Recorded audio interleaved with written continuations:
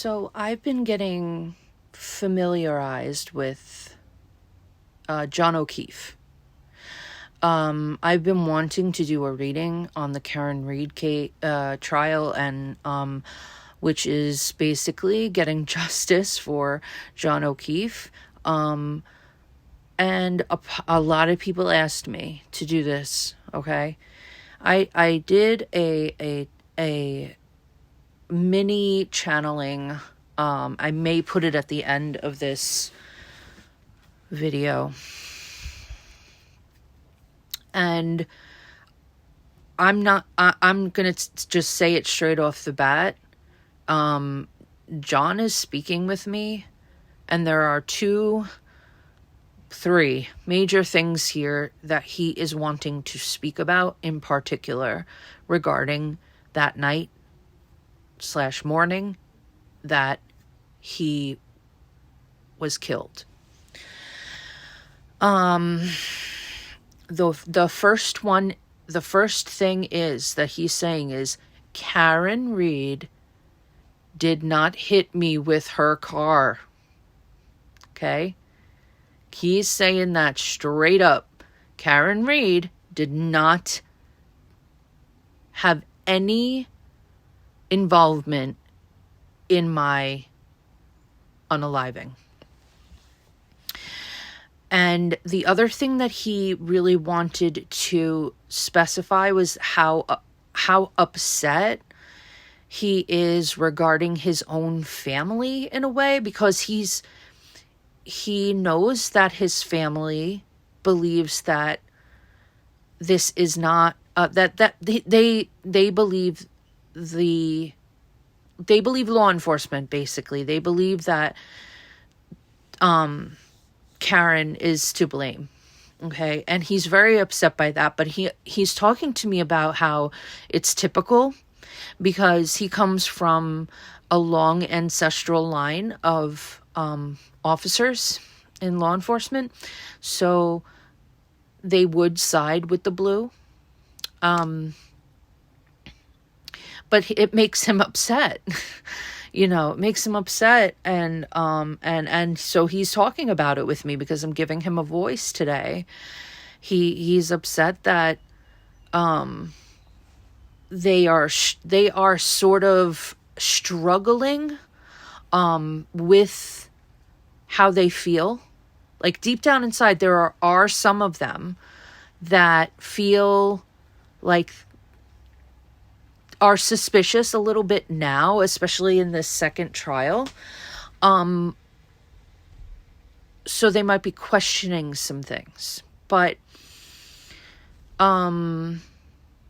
he's telling me the other major thing that he wanted to talk about was that this is a cover-up. Okay, the cover-up card came out.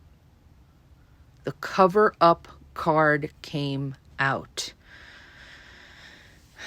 When I'm asking him what happened that night, what happened, he said to me, I didn't listen to my intuition. I heard something inside of me say, do not go into that house. But he was like, I was wrecked, I was wrecked. But earlier in the night, it's strange that he's telling me that at the bar, like before anybody was drinking, he sort of had this moment, an intuitive moment when he was sober, like he hadn't had any drinks yet or anything, that where he was just like, just something felt strange. And I think he was like, oh, it's probably because, it's the blizzard, and, this is not something that like, it's not a normal night because we're getting a blizzard. He's trying to he basically is talking about how he was trying to make sense of it in a cerebral and realistic sort of way. So he's saying that he had such a strange feeling, but he didn't pay it any mind. Okay. John O'Keefe was a Sagittarius, and a Sagittarius, they have a connection to the divine that's pretty strong, especially the males. I'm very surprised at how many there are out there that have like a very strong intuition that way. But I'm going to say this in the realistic sense as an astrologer. One of the things that I know to be true about Sagittarius is that they can be tactless and that they can rub people the wrong way, and that they have they're designed to sort of want to debate, and they want to be right. And they will enter into a dialogue between two people and be like, actually, like Oscar Martinez from The Office, he was probably a Sagittarius. But yeah, there is something about what he's showing me about that is that there were a couple of people that he worked with, okay, because he's talking about like there being some sort of communication between the people who were in that house and himself over the years, right? Over the years. It wasn't something that just happened in the last year. It was like these people like knew each other for a while, and there was a lot of stuff that was going on, little things that add up over a period of time. And they, instead of, how like people will joke about something that you would think that they would be like kind of irked or upset about, but they joke about it and they're being sort of passive aggressive. There was a lot of that going on. There's a lot of passive aggressiveness going on. Oh, I'm just joking, I think both ways, but that's sort of how they pal around too. So you don't really know. It's scary because you don't really know who's taking what so seriously and who's really just poking fun. And he's talking to me about this being premeditated. So something happened. Oh, okay. He's giving me one. So it could have happened within the last month or the last week of his life. There was a bit of a culmination, but like I said, it's years that these people are working with or around each other. Small town, everybody knows everybody kind of thing. So, but this particular thing that he's talking about has to do with one guy who was in the house in particular. He's showing me that there was a little bit of a rough house going on at the bar, at one of the bars. I don't remember which one. I can't see which one, but he's showing me that it was the guy that was interested in Karen, and I don't know his name. This is the guy that sort of started to have an issue with John. And I don't understand if it was something separate from Karen. Oh, he says it's both. It was both. There was an incident. There was some kind of, resentment there. He's showing me resentment there. But there was also a little bit of this politicking. And I don't mean like the politics happening in the United States or whatever, or, politics worldwide, but like politics within that town. Okay. So there was something that went on with that. And so the people that live there, their family members, whomever, decided to spot this guy. And it was a setup. It was premeditated. We're going to get him over to the house. We're going to rough him up. So he said it exactly like that. That's crazy. Ooh, I have chills. We're going to get him over to the house. We'll rough him up. because this man that was interested in Karen, that had these feelings about John, he was saying, this guy saw me as a rival and a competition, and they wanted us to duke it out. They wanted us to fight each other.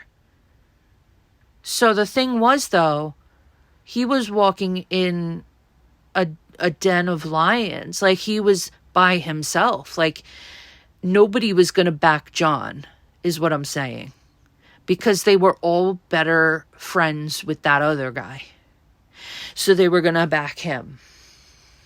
And now remember, he's saying all of those other people had their little resentments against me too over the years.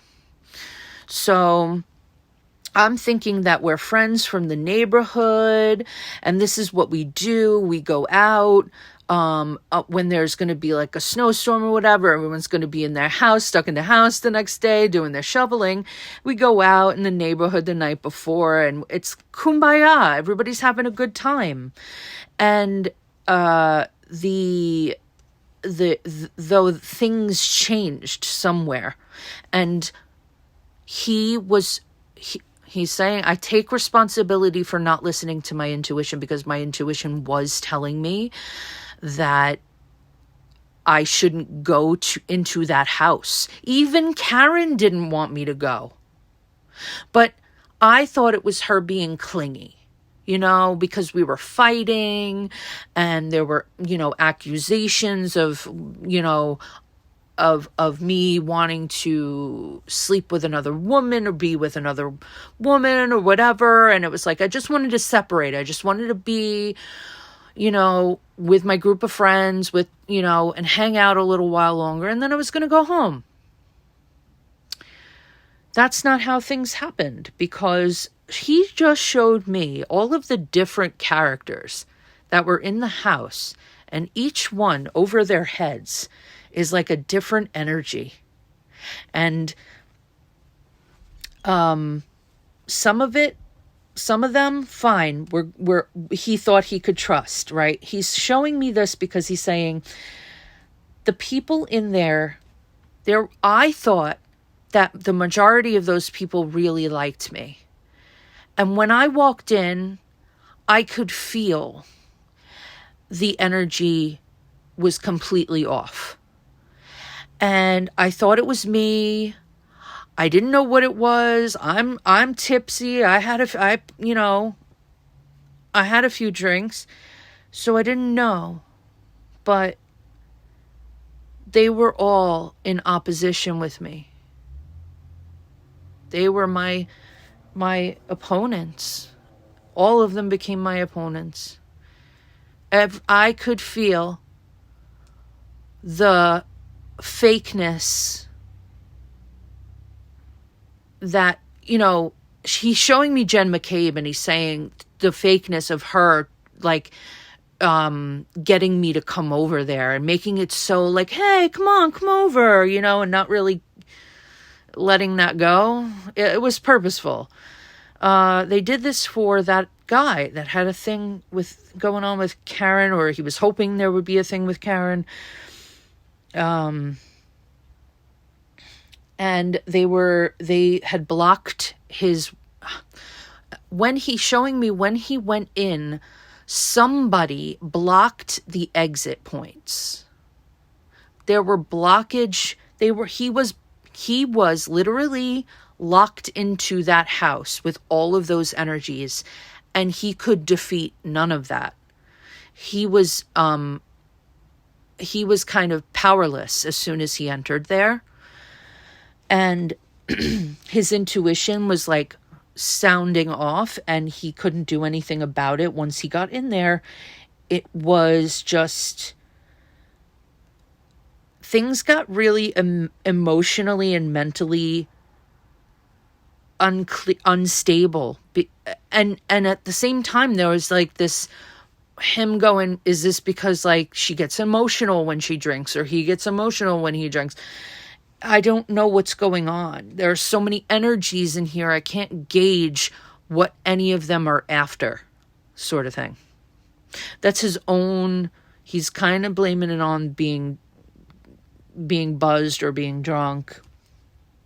But he could tell that there was a darkness there as soon as he entered. It was the first thing that hit him, was darkness. Not that it was physical, it was actually dark. It was darkness, as in he could feel the complete and total shift of energy, and it was really bad. He's showing me that he felt safe around two of them, and the rest he couldn't. And that's it. I don't know who those two were. He thought he could trust them. He's saying, now I know that I couldn't have, but yeah. It was just very rival and competitive. And that guy that wanted Karen, he's saying that he wasn't the only one that felt like a rival or in competition with me. Like, other people did as well. But you have to understand, Sagittarius is also very competitive. It's a fire sign, and they like to win. Just like Leo and Aries, they like to win too. And they can be a little boastful about it. They can be, I don't know. I don't want to get into it. I don't want to, let anybody down out there that's Sagittarius. I don't hate you. So we have him having a moment of pause. He's taking me to the moment he is entering the house. He keeps focusing on this, and he's telling me this was a very, very pivotal moment.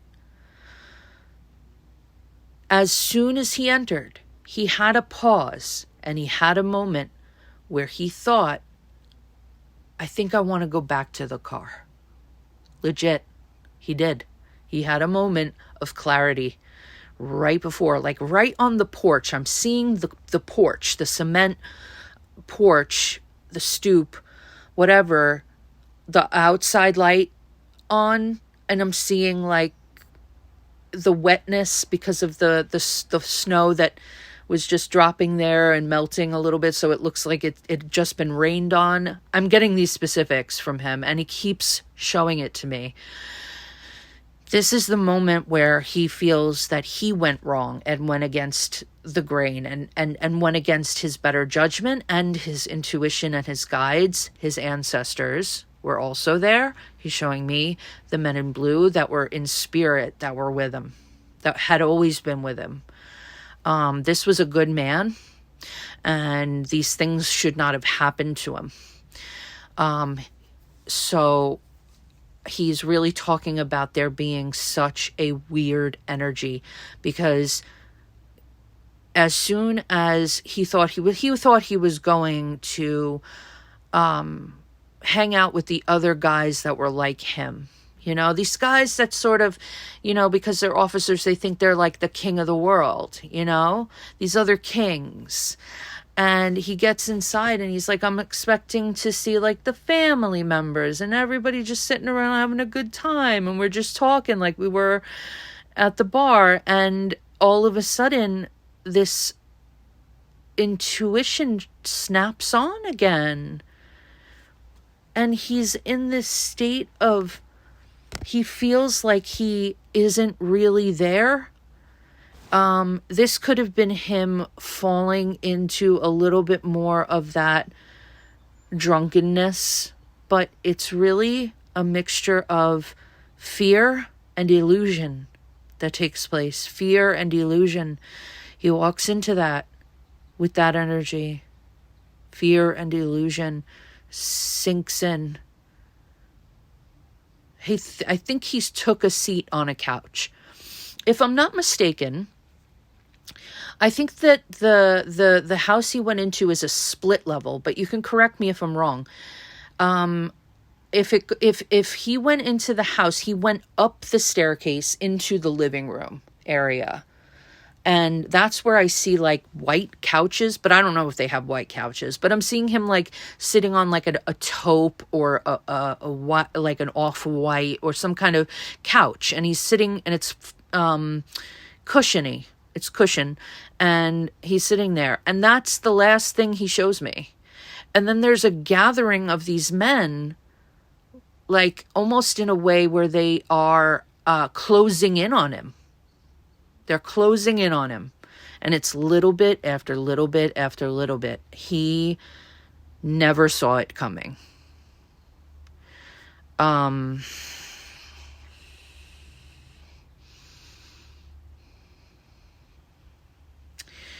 So he showing me here a regret of some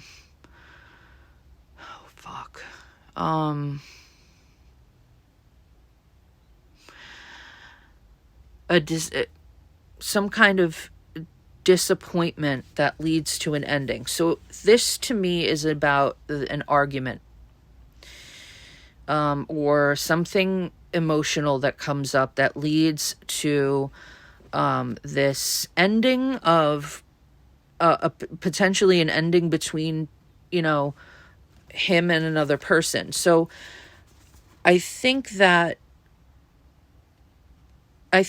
he's saying here, he's talking about Karen right now. Oh my God. Okay.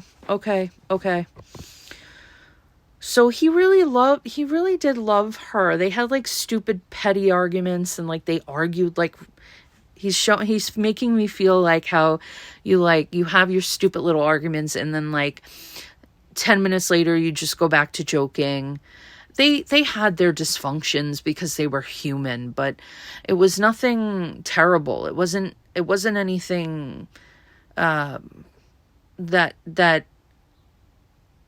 it wasn't different from anybody else. And it wasn't sinister. It wasn't evil. It wasn't any of that.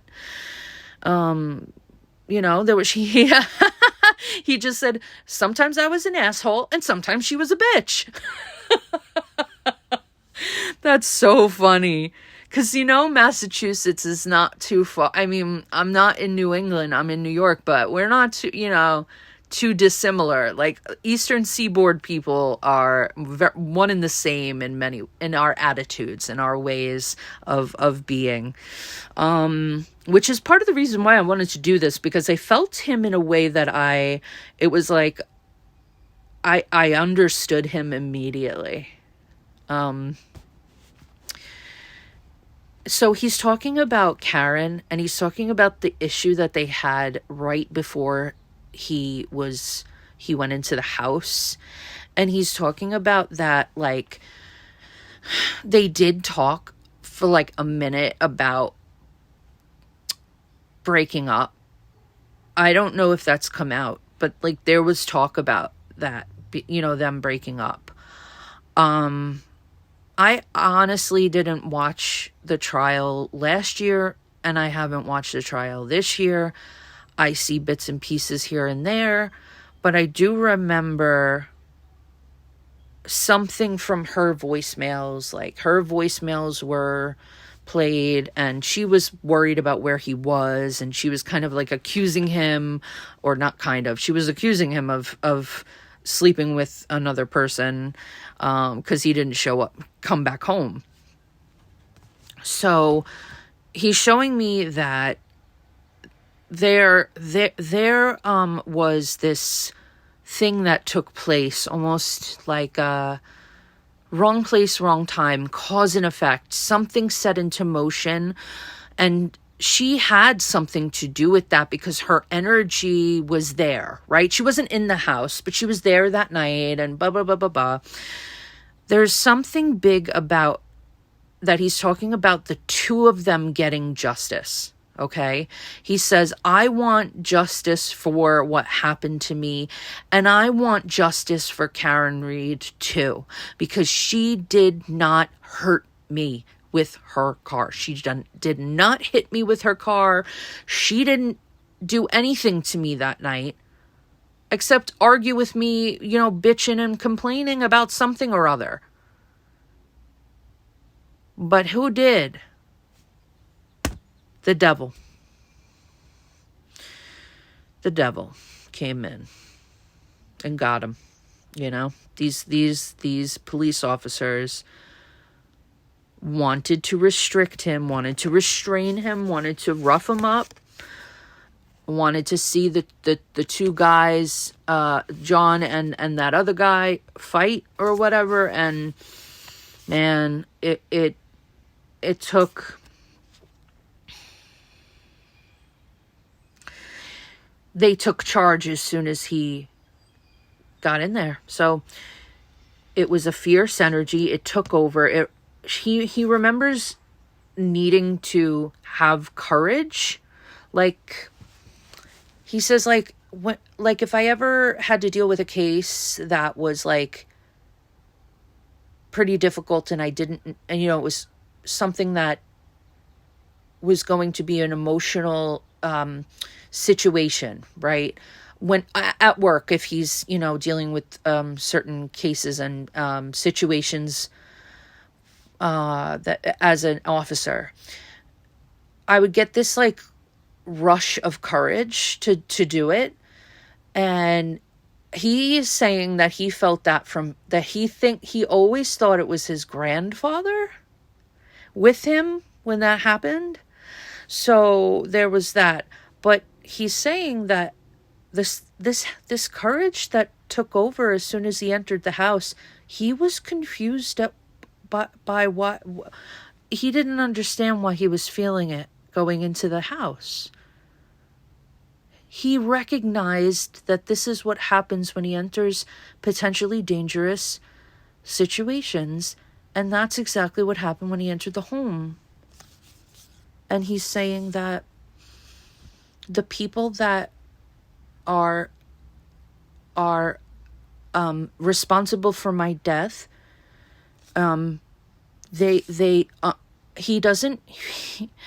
he feels like they are going, some of them, not all of them, will be held accountable in some way, shape, or form. But he's saying it's more of like energetically, like how that it's more on the spiritual side, like karma, like that. Like, it's not going to be necessarily jail time or prison time. It's going to happen in other ways in their lives. Like, they're going to pay one way or another for what they did and what they've covered up or tried to.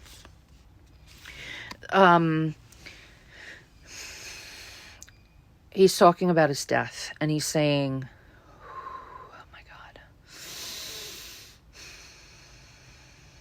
Okay. He's making me feel emotional, and I have to take a pause.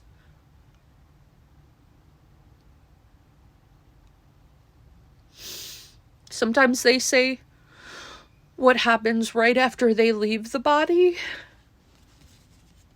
And that's what he's doing. He said, I went up to the stars.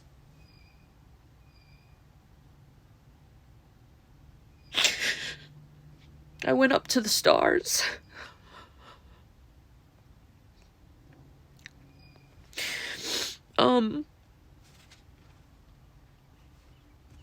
He's showing he's not sad. He's not sad. He was elated, but he also didn't know what was going on. So there was a little bit of confusion, and he really had to, I think there were several male relatives that showed up that held his hand and guided him. Man, I want justice for this man so badly right now.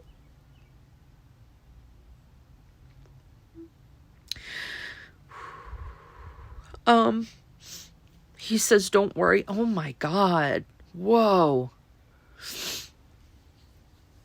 Oh man. He is talking a lot about his niece and nephew that he took care of. He says that he was worried about them the most. He felt the need to go back to Karen and the children.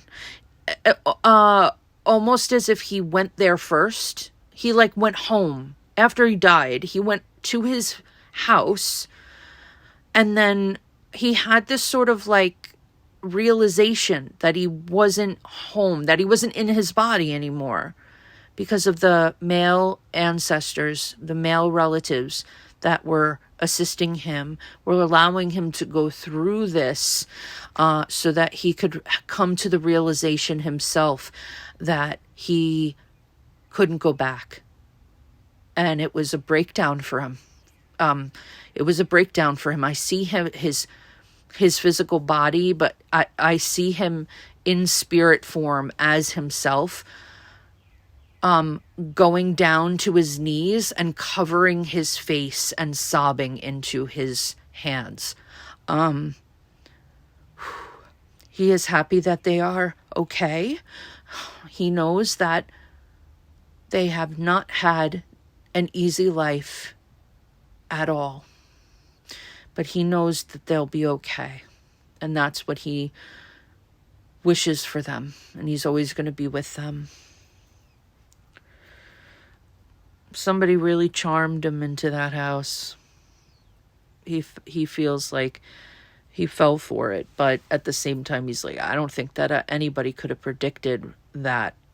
I asked him, did that guy, I said to him in the bar, did you see that guy there that was interested in Karen? And they were like texting each other. And he said, yeah. And I said, did he like throw a drink at you or like start something with you? He said, I took it and I laughed at it. I didn't understand it.